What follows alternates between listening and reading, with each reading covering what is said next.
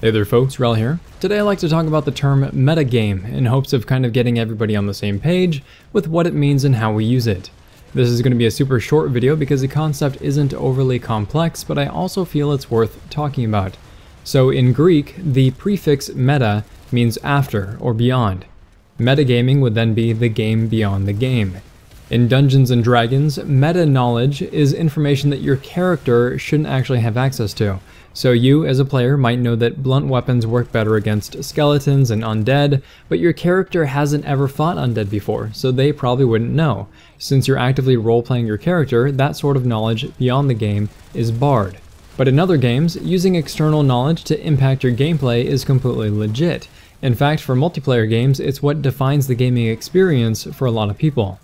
For example, in competitive fighting games, some of the meta has to do with the way that characters match up against one another, and because of that, they're usually tiered based on their relative strength. You know that X character has a good chance of beating Y character because that's how this matchup usually ends. But at the same time, those tiers, that meta, will shift based on how the players themselves learn to use each character. When someone comes up with a new strategy or a new playstyle that defies the current bounds of what is expected, then everything adjusts. People need to learn new styles and strategies to counter with, and then you get to see the list shuffle around. I'm using this example because the players themselves are what drives the meta. Metagame isn't a feature set, it's not something that you once and for all get to where it just has to be, it's a constant reflection of the game and the community's interpretation of it. When you hear people asking for more meta in PlanetSide 2, what they're really asking for is more depth, usually strategic depth. They want more options available to them so that the game can evolve. Right now there are plenty of meta concepts that we play with.